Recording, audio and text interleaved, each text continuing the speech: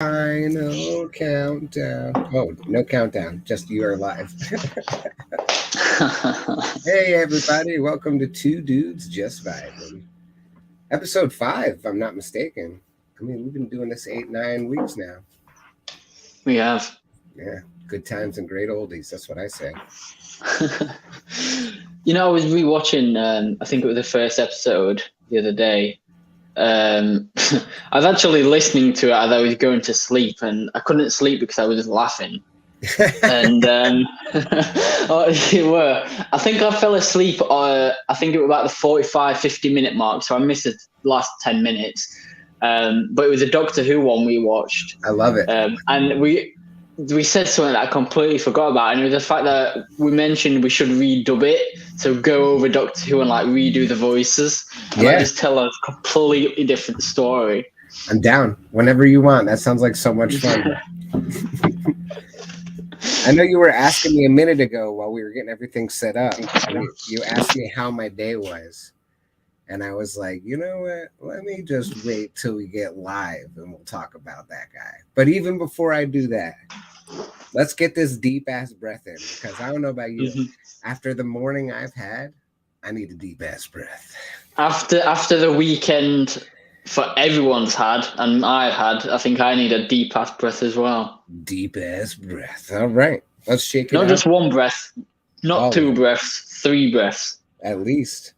This is our deep ass breath moment. Let me get the volume up on this.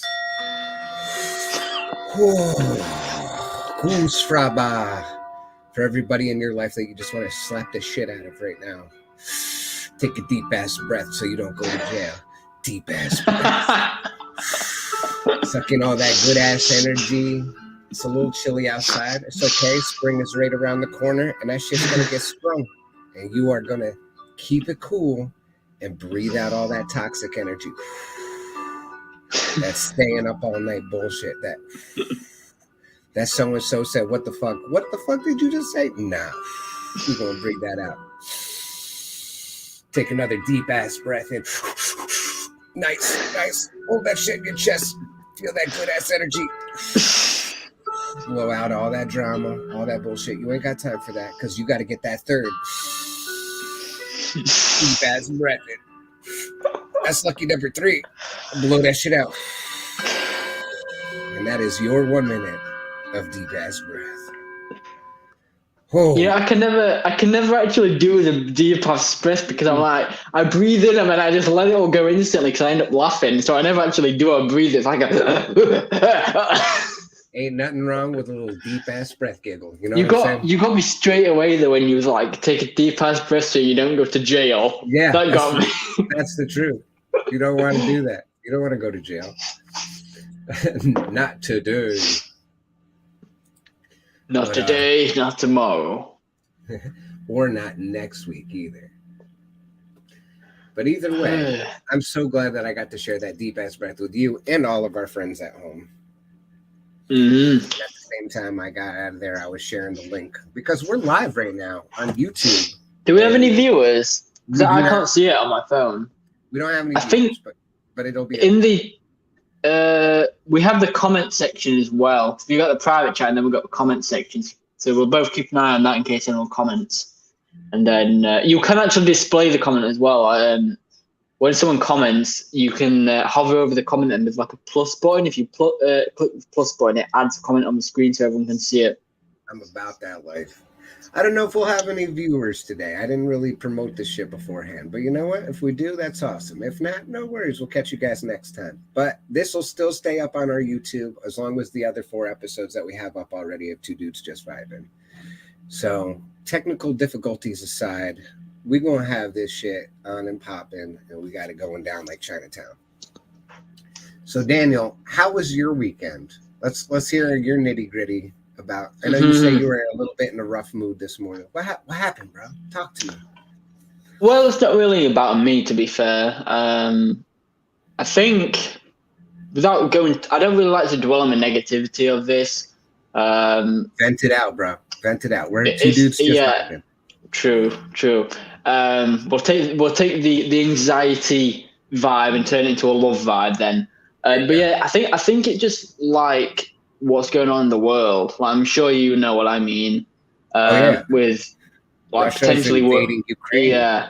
Yeah, and it's just the fact that all that is kind of just, every day you wake up and it's something else, and it's like it's getting worse. And the thing is, what really worries me is, the fact that it's not just like a joke of, World War III might happen. Like it's literally like serious. Like it could kick off. And I think it worries me with the Russians as well, because they don't want war. I mean, I don't trust everything I see on the news, but I have seen first accounts where they've talked to civilians, and Ukrainians civilians, they don't want war. Russian civilians don't want war. It's the people in the power, like President Putin, who I think are the ones who want the war. And you see the protesters on the streets who's getting arrested because they don't want war, and it's sad. Like this morning I woke up. I don't know if it's true or not, but my mum was saying something about like Putin's put nuclear strike on high alert, or like the nuclear sector thing. Priority, and it's just like UK. I know the UK isn't. Obviously, the Ukraine is much more of a bigger target than the UK is right now, but it's just the fact that, the UK is one of them countries like the US where we like to get involved, whether we want to or not. Like we just somehow end up getting dragged into things. It's because you're friends with us, and we're so fucking gusto to go into the business of war. It's things like US don't want war as well, from what I've heard. But it's just the fact that it's again we the people don't really want war. A lot of people don't really want war. It's the upper ups that are like, this is the reason why we fight. We got to take care of our fucking friends. And it's just like I don't know. Like, can we take care of them in other ways without actually coming to war? Yeah, and it's the fact that as well. Like I don't have a problem with I don't have a problem with Russia or anyone. Again, it's a higher ups that want it, and it's just the fact that in any minute, it could be your last minute, and I think it's just that like fear of it. And the fact that it could go to like nuclear. I mean, I hope and touch wood and knock on wood or whatever that it doesn't. But it's just the fact that literally all the stuff that the movies where it's like there's a nuke gone off, or video games or whatever. Just the fact that could be a reality, and like the UK could be gone, or the US could be gone, or the entire world could be gone. So what that leads me to is appreciate every single moment. Be mindful of every single moment. Take those deep ass breaths and connect to your body to here and now, so you can be present with this moment, because you're never going to get this moment again. Whether it's the world that explodes or you get hit by a bus at any minute, you know what I mean? It's scary. It is scary. The world that we live in, the amount of violence, the amount of injustice, all these things that people get away with. And I'm honestly trying to find the best angle for this silly camera. I'm honestly hoping that we stay out of the actual fighting. I hope that we can do things with the NATO and the EU and sanction, and because fucking Russia's not allowed to play in any of the World Cup anymore. They're taking money. The Russian National Bank isn't allowed to do any US dollar transactions anymore. So they're doing all these other political things in order to sanction Russia and smack their hand and say, "You bad boy, you're being a bad boy. Get your hand out of that cookie jar." But I really hope that we stay out of the actual fighting, because it's really easy to have something this volatile turn into World War III. We all know how that ended. But Russia's wanted Ukraine for a long time, and God, I'm gonna fuck this up. I think it's Thailand, maybe Taiwan, but China I heard wants Taiwan. I heard something about Taiwan earlier. Taiwan. Okay, so I don't know the full story. So the same way that Russia feels like Ukraine is a part of them, and that they have the right to go in there and just take that back, because Ukraine is a democratic republic right outside of communist Russia, and well, Putin's version of communism, right? So Putin is over here going like, that's mine. I'm just taking back what's mine anyways. China feels the same way about Taiwan. Like, hey, that's mine. I just want to take that back anyways. So they're on the same page with that. But at the same time, China's getting a little nervous because China's watching the world and how it reacts to what Putin's doing right now. They've turned their back on Putin, apparently, China. That's what they're saying, but we'll see how far they turn their back around, right? Because I know in the long haul that they have the same goal as Putin is, just taking back a territory or a country that they think is theirs anyways. So I honestly think how China's playing it up for the world right now to be like, oh yeah, Russia's really bad, but they really they're keeping their ear out to see how it plays out, so that way they can see if it's an acceptable thing for them to do. But here's the thing that's fucked up, and I may get a little flack for this. Since 2001, the United States of America has been in all the Middle Eastern countries fighting this war on terror since the 9/11 attacks. And we were told not to do that by the, God, what do I say, NATO, the US, the World International, whatever, the Union of the World, you know what I mean? The international, the UN, the United Nations, that's it. The United Nations got together and they're like, no, we don't like war. We're going to do this, that, and the third. And Bush was like, no, we're going to go over there. We're going to attack them. And we've been fighting this war that I call against the boogeyman, the guy in the closet, for the last 20 something years. Yeah, 21 years now. And so it's really fucked up for us to say, hey, Russia, you can't just go out and use your military to do whatever you want, because for the last 21 years, we've been doing that with this war on terror. Yeah. So I think that I'm rooting for Ukraine, because Ukraine seemed like they were a really peaceful nation that didn't want to be invaded, that wanted their liberties and stuff like that. I think there's a lot of people in Ukraine that, from what I saw on the TV, they're holding guns and they're like, I would rather die as a Ukrainian than live as a Russian.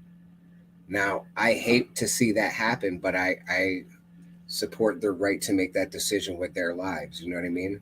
But at the end of the day, I really am a nonviolent person. So I'm hoping that we can stop this without further bloodshed.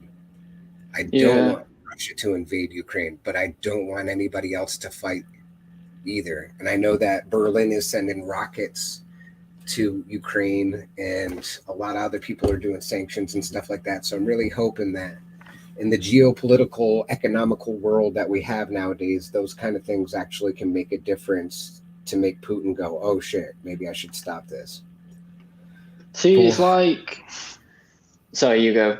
No, I was just saying, but we'll see. And you know, it's like, on one hand, you feel so bad for Ukraine, because it's like they know that the world is watching them getting taken over or attacked and blown up, like we could step in and do something, and it's hard just to sit back and watch what's going on when you disagree with it.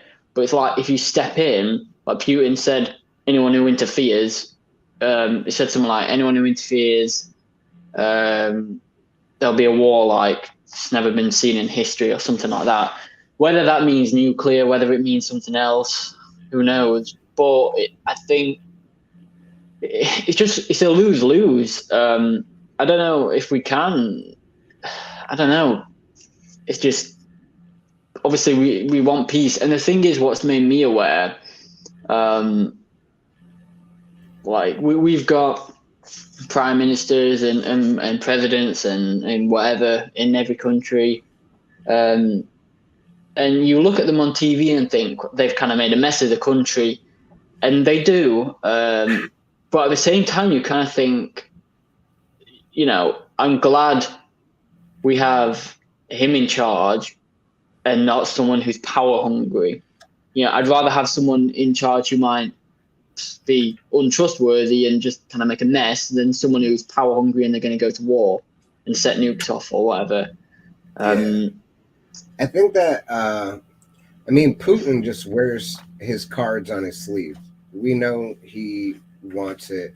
He wants to get all the power in his country. He wants to rule with a bit of an iron fist, and he wants to take what he thinks is his, whether he has a right to it or not. So I'm going to go out and say Putin is greedy and he's thirsty for blood, man. Like, he's over there killing people right now for something that didn't even need to happen. They could have. Oh, I'm sorry. No, you go. If you feel so entitled to Ukraine, why don't you work out an arrangement with them? Like, become like allies with them. Become so close that you feel like family with them. You know what I mean? Allow them to run their nation the way that they want to, and you handle your business, but know that they'll always have your back and you'll always have their back. You know what I mean? Like, See, I think a lot of the media twist things, like the citizens are. I mean, it's like any country. You get good citizens, you get bad citizens. I hope not. But say if one day in the future, like say if the UK and the US were at war with each other, that would make me hate you or anyone else. It's the people in charge that a lot of the time are like, they influence media and say this country's done this. It's this nationalistic propaganda, bro. Yeah, it's just, yeah. I think it's just the fact that, again, I'm not going to go on too long about this, but no, this is good. This is good. You don't know what happens really, and like, you could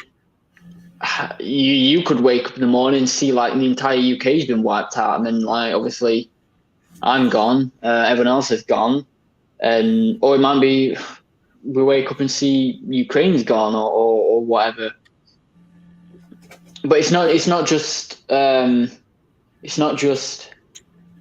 that country that suffers. It's like, say if one nuke went off in one place, you've got the after effects, you've got all the damage and radiation, and then you've got the weather that'll like blow all the radiation somewhere else, and it'll yeah man. If we go to war on a nuclear level, I mean, the world has changed so much just from a virus, from COVID, right? I feel like if we go to war and it's nuclear, the world is going to be unrecognizable after that. The apocalyptic lifestyle that we're going to have to become accustomed to, foraging, figuring out where to grow safe food because you can't do it in the soil anymore. It'll be like, I don't know if you ever watched Walking Dead, but I think it'll be like that, where not where there's zombies, but in the world where, say you're scavenging for supermarkets for food, there'll be tribes of people who band together. You'll get aloners, and you'll get people with axes. You'll have people with guns, and I think it'll be one of the things. Like, say if you go in the supermarket down the road where I live, if we live in that sort of world, all my town, it might be empty, but let's say if I walk down the street to the supermarket, or just walk down the street, going in people's houses, seeing if anyone's left any food or anything like that, or scavenging for petrol or gas, as you call it. You meet someone in the street, you're literally going to probably have a standoff. Yeah, it's going to be like that. And the funniest thing is there will be more violence, and the same way there is violence right now with the invasion in Ukraine. If there was an apocalyptic world, there would be violence almost at every single turnabout. But the funniest thing is that human nature makes us scared and jealous of one another so that we turn to violence. But the secret to success, the only thing that has kept us going as a species for so long, is the ability to band together and help create society as a community. Yeah, I think with that though, I think you'll get genuine people and you'll get the selfish ones. Again, like The Walking Dead, there are communities that are nice and they band together with other communities, but then you'll get like other groups who they will want it all for themselves. Mm-hmm. And I think it's just not interesting, but it all links back to not politics, but how people work. Even in a post-apocalyptic world, you're going to get the same people who start trying to form community, who try to start saying, I'm the leader and dictate. Then you'll get them barking orders, and then grow it to, I don't know, a big community and keep growing it. They'll start trying to set rules in, and then there'll be a power hierarchy, and then you've got your own mini government. Yeah. And it's like that's exactly what you're describing, but it's on a smaller scale. So every individual decision affects you more closely. Exactly. Whereas right now we have a government that controls millions and millions and millions of people. So it may not touch me or you on an individual day-to-day life, but some people, say, I don't know, before they had rights for people with disabilities, every single day their life was hard. They didn't have wheelchair ramps. They didn't have, handicap doors or handicap spaces or anything like that till like nearly the 70s in America. You know what I mean? I think it was almost the 80s. Like they had to work and protest and fight really hard, but because it doesn't affect most people like me or you on a day-to-day, it's something we would overlook or not even think about. But something else could affect somebody deeply on a day-to-day basis. And that's the reason why I feel like there is a lot of mistrust in our government, because there are people in the world who do feel marginalized by their own government and their own society. And I feel like if that happens nowadays in a world with millions of people, if there is some crazy world war that happens and it is an apocalyptic era after that, when you start to make those local governments to have the kind of lifestyle that we're accustomed to today, there's nobody good left. You know what I mean? Even those good guys that have good communities that do good things have to murder people in order to protect themselves and those things. Yeah. You know what I mean? So at what point do you sell your soul for survival? And I think that's an individual question. What point does one have to sell their soul in order to feel like they're surviving? If I go every single time I go out and I go and someone points a gun at me, I go take my food because I'm a pacifist, I'm either going to get really good at sneaking food in other places and this, that, and the third, or I'm going to die of starvation. You know what I mean? Or get killed in an interaction or whatever. But it doesn't benefit me any to be the kindest person in the most apocalyptic place. But logically, if we all are kind, even in a post-apocalyptic place, we could get all the information and all the resources we need to pool together to work together as a community to make things happen. You feel me? Yeah. I've been watching some like spiritual. Sorry. I said you've been watching. Coughing. You said you've been watching. I said The Walking Dead, right? Oh yeah. Yeah, I've been watching like some spiritual videos, and a few people are saying like send love to Ukraine or send love, and you can, if you want to see a change in the world, be the change because it starts with you. I do actually believe that, although it might sound very like, I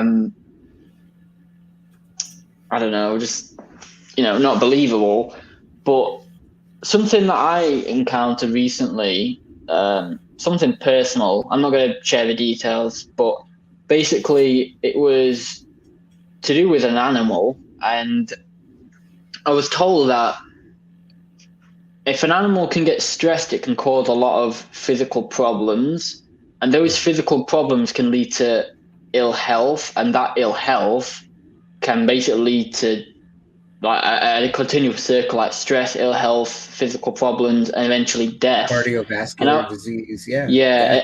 I was thinking like People are animals. you can literally die from Stress. negativity almost. And I'm thinking, you know, as cringy as people might sound, saying, "Oh, send love and you'll be," things will get better. As crazy as that sounds, it could be true because think about it. If you're always happy and sending love, you're going to be less stressed. Your brain chemicals will probably be different to what you are when you're like, have anxiety or depression or anything like that. You'll probably eat better. Your mood will be better. You'll probably have less mood swings, and you'll just have a better, like, I suppose, physical life, and it'll increase your lifespan.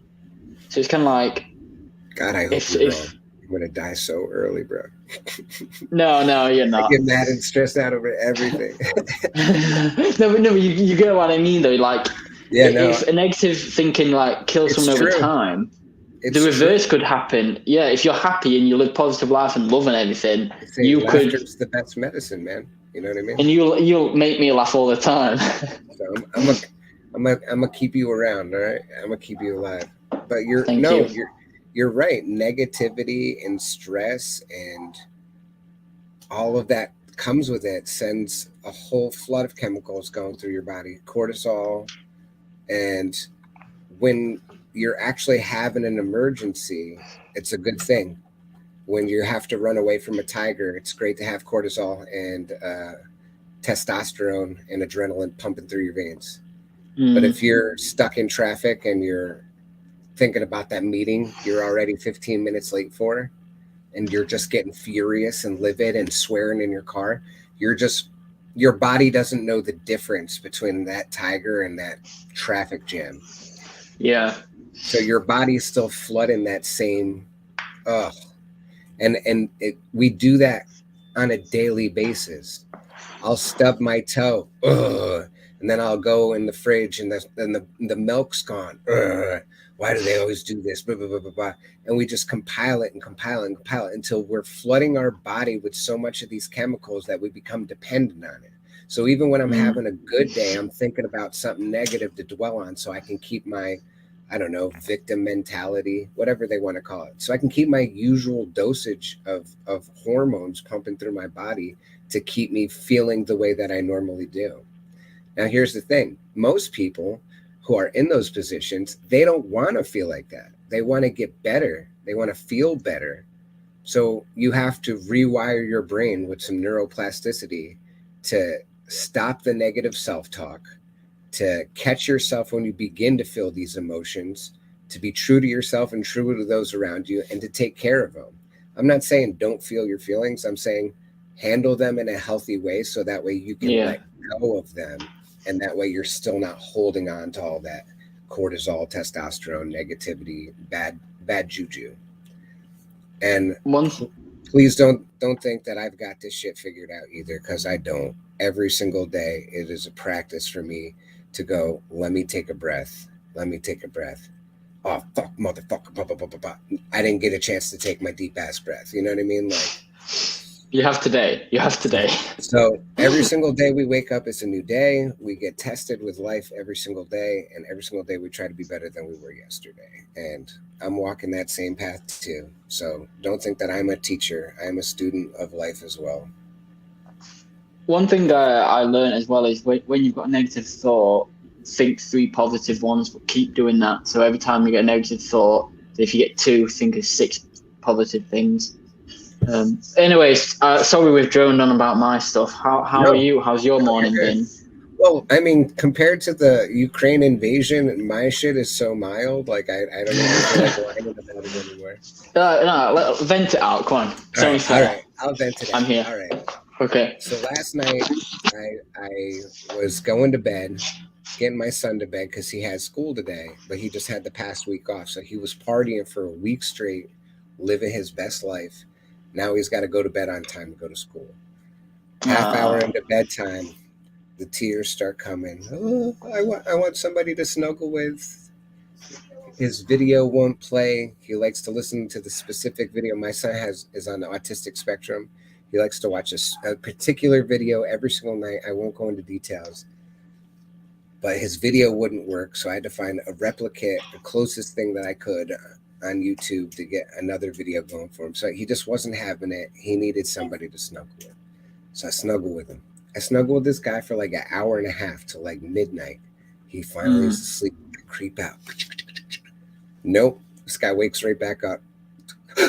Dad. All right, I'm coming to snuggle again. I fall asleep. I wake up at 2 o'clock in the morning. As I'm creeping out of his bed again, this guy goes, "Where are you going?" I'm like, "Dude, I gotta go to bed. You gotta go to bed. Like, I'm not gonna be any good for anybody if I don't go to bed."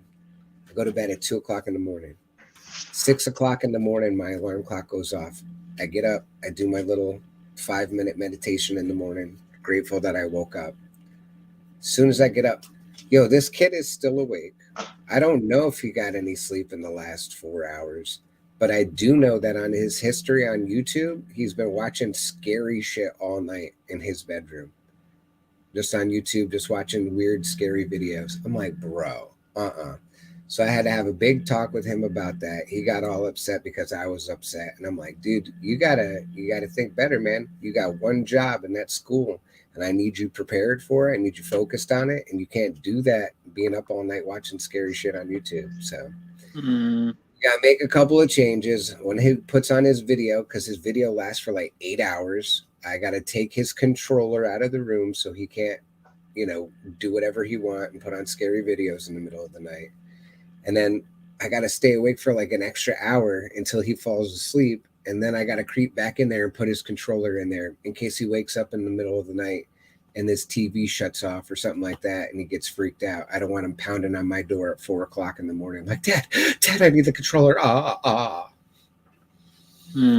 What's he been watching then? Like, is it like creepy internet videos and stuff like that then? Yeah, creepy pastas, SCP stuff.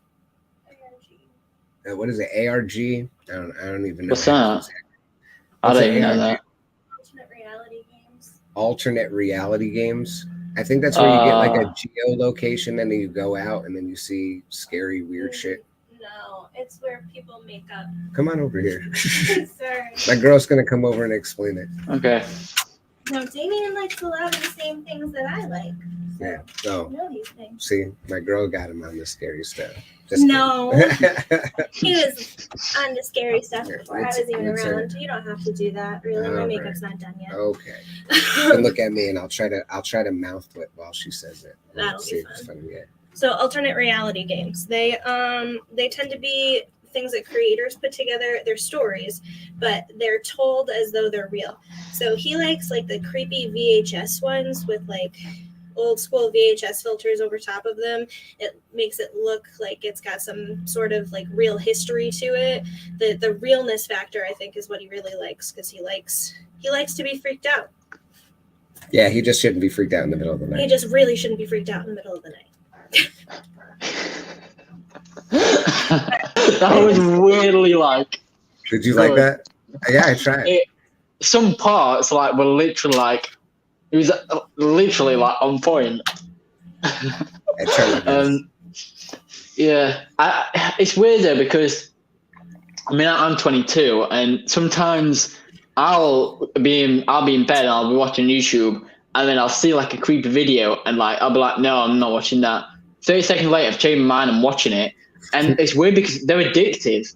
They're addictive because you keep watching different ones, and then it gets to about an hour and a half in, and you're like, oh no, I need the bathroom. Mm-hmm. And then you're just like creeping around the house, and you're like on high alert, like looking everywhere. And like that little corner is not like a nice corner anymore. Like there's a little demon like there. Mm-hmm. Skeleton. I mean, I go in the bathroom. You turn on the bathroom light, and there's a skeleton behind you in the mirror. You know what I mean? I didn't even turn the bathroom light on. I go in the bathroom in the dark with the mirrors, wash your hands, dry the hands, get out. Sometimes I literally just run. But you're air drying while you're running. Like the Flash. But yeah, it is weirdly addictive, those sort of videos. It's that cortisol and that testosterone, that adrenaline pumping in you. When you start to get scared, Try, it wakes you right up. yeah, try watching. If it's on his feed, on his recommended, try altering his recommended feed, or if you can turn off like a certain recommendations, like when you watch a video, it'll recommend more of it. So if you watch scary videos, it'll recommend more. So if you try and turn that off, it might stop recommending those videos. Or like if you go on like YouTube Kids, it shouldn't come up with any of that, because there was, I think it was COPPA, the Children's Online Protection Summit. That I think that was for that and for other things to stop kids watching the creepy content. Yeah, he's got YouTube Kids, but his one video that he falls asleep to is not on YouTube Kids, inappropriately so, because I don't know, he got into Game Grumps when he was really young, and now he just loves falling asleep to this Sleep Aid Game Grump compilation Volume 4. And there's a very inappropriate words on there for kids, so it's not going to be on YouTube Kids. Could you try and like download it in any way? Like, would that be better for him, so we don't have to go on YouTube and it'll be a file what you can download and just play to headphones? Yo, I think that's the jam right there. I think I'll have to download that video off YouTube. That way, in case the video doesn't work again, this bullshit will never happen. And I could probably put it on a stick and then put it and upload it to his PlayStation. He just has that video he can watch. And it probably won't pause in the middle of the night or nothing like that. Oh, that's such a good idea, Dan. If he wants to like cuddle something as well, I don't know if you guys have them over there, but we have something called hot water bottles, which is like, I've got one right here actually, because it's freezing in this house. Yeah. Well, this is a longer one, but I'll find a different one. I'll tell you a story about hot water bottles and when I was homeless. So this is one I've got. It's literally hot water. You put hot water in, but they have like covers on them, and you can get ones with like I got my sister one years ago that had, you know, Thumper off Disney film. I forgot what it is. Like Thumper, the rabbit. Yeah, Bambi. That's it. But the hot water bottle with Bambi on it. So you could try and get something like that where there's like a, I don't know, cuddly toy or something where you pour hot water in and it's warm and it's like a physical thing that's fluffy that it can cuddle. If it, you know. I think that's a great idea. A water bottle with a stuffed animal cover, because he likes stuffed animals, but he likes to snuggle me. Maybe it's because I'm warm. I always thought it was just.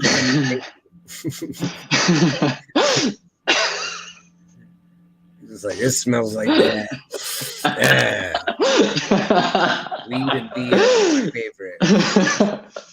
I think as well, like, I don't know how your son likes these or not, but you could get like a mood light, like a salt lamp or mood light, so like a space ambient light where you put on and it lights up his room a bit. He had like a Snorlax night light that you would just like change out the batteries and then push on his stomach and he would turn on. It's some great ideas, Daniel. I feel like I've done some of them, but like I think throwing in there in his bedroom like a lava lamp or like a black light or something like that wouldn't hurt nobody. No. He doesn't. Yeah, we have Christmas lights all strewn above his bed that we could turn on as a nightlight for him, but he doesn't like light. He like marches around the house and turns off all the light like he's some angry stepfather paying the electricity bill. He just marches around. He was like, "Is anybody in the bathroom?" No. I gotta pay for that shit. What have I told you about leaving the lights on? I know he's walking around. Who touched the thermostat? Some of us have work tomorrow. Yeah. Oh, God, that reminds me of a joke. It sounds like my family. Yeah. I'll go upstairs, like leave the light on. Like I'll go for like 10 seconds, and I'll come back down, and they're like, "Why have you left the light on?" Because I'm coming back down. Yeah. Like, turn it off. I'm like, "Oh no." You're right. My bad. I'll give you the 35 cents that I charged. I was like, what do you want from me, man? Take it out of my lunch money, bro. Like, you left your PlayStation on all night. Yeah, I like to listen to Grand Theft Auto fucking radio while I'm falling asleep at night. Because, I don't know, I was a weird kid. It's like instead of listening to the actual radio, I would it was Grand Theft Auto 3 and it was for PlayStation 2. And I would go in and I would pause the game after I'd stolen a car, beat up the person stealing the car. I put it on like a cool radio station, and then I would fall asleep listening to that radio station. And like while the game was paused. So it'd be the PlayStation was on, the TV was on, and I'd just be listening to another radio station that was fictitious. They had like really funny jokes and stuff. Saints Row was like that. Yeah, Saints Row had fake radios. Yeah, it's so good. You could probably go on YouTube. You could probably go on like YouTube and type in like GTA, whatever number it was, radio ambience or radio soundtrack, and it'll come up with the same one. Like someone, I guarantee, will have got it on YouTube. Yeah, of course. That's why I love the world, man. The world's such a crazy place, man. What was I doing? I was watching. I was talking about Godzilla. I was talking about Godzilla with Eli. You know Eli. And he's just telling me about like, oh, you know, the Godzilla during this time to this time is called this reign of Godzilla, and this one is. He knows a lot. Yo, he's breaking it down, and I'm like, I fucking love that. All I know is Godzilla. You know what I mean? Mothra, come back, Mothra. I think he fought King Kong recently. That was cool. You know what I mean? I don't know. I didn't know there was like different dynasties of films. You know, I knew that they'd been going on since like, I don't know, the 30s or the 40s. You know what I mean? Since they could fit a man in that costume and had him knock over Legos. But I just think that's really cool that you could find something that's like, oh, you know, I like my mason jar. This mason jar is really cool. And then somebody will come up to me and be like, oh, you know, that this mason jar right here was made in this factory. You can tell by this bubble that's on the bottom here. And, you know, I could tell that it was made in this year. Da, da, da, da, da. Actually, that's not the matching lid for that mason jar. And blah, blah, blah, blah. Like, fanatics about everything. I could blow I think my that's what makes us all different as well. What makes us all quite like unique from each other. And it's like the influence that you can have as well. Like just my passion for like Transformers. It's, you know, it's made me meet Eli. It's made me meet you. It's made you and Eli meet. Like it's weird how one choice. I know. It's weird how one choice really changes everything. Like 10 years ago, with my parents. No, not 10 years. Like 14 years ago. Sorry, if my parents didn't buy me that first Transformers DVD, it wouldn't have had the impact on my childhood that it's had. You know, I might have still watched it, but I might not have made that special connection. It might have been like a normal film to me. Like, I don't know, if I watch any other film and I just think, you know, oh, that's it's nice. good. It's a good film, but you know, I'm not like fanatic about it. That would have been it, and then none of us would have met. Just a prime time in your life where you were into that, and there was still magic at the movies and stuff, and you got to see this magical thing that touched you so deeply. And you wouldn't be doing stop motion animation. I wouldn't be voice acting in them. Neither would Eli. Thanatos. No. He's a great guy. Oh, he's awesome. I chatted with him a little bit. I'm hoping he's doing well. Shout out to him and his family. Hoping they're all doing well. And I don't know, man. It is funny how all these little things in life, you know, really project you on the path that you go down. And I think that's a great place to wrap it up for today. Yeah, I agree. Is there any final words you want to say before we end? I think that we're all walking down a path of life, and I think that it's really important to know who is supposed to be walking with you on that path at this time in life and who sometimes have to go down their own path.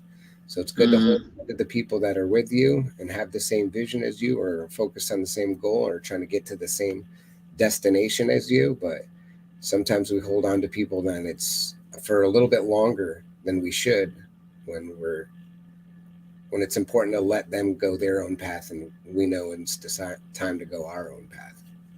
Yeah, I think as well, you know, with everything that's going on, we like to tie things back to where we start. Like we start and then we get to the end and we like tie it back.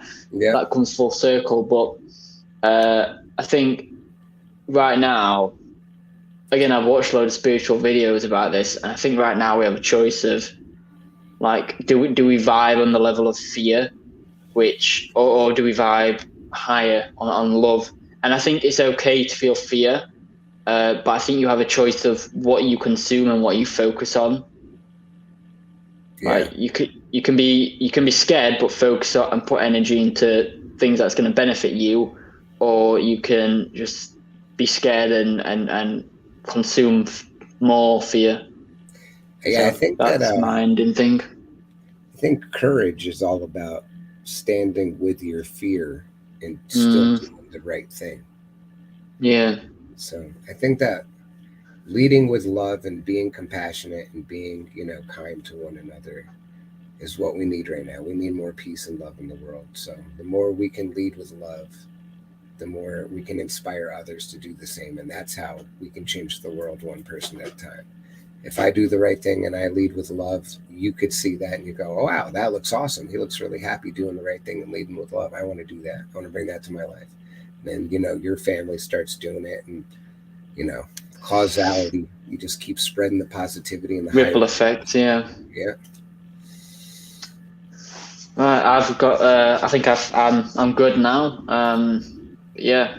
Hope everyone likes to subscribe and like and share and stay tuned for the next episode as well. And smash that like button. And smash that subscribe button. And go down there and smash your keyboard with a comment. You know what I mean? Just smash it. Just Hulk out on your computer. Hulk smash. Yeah.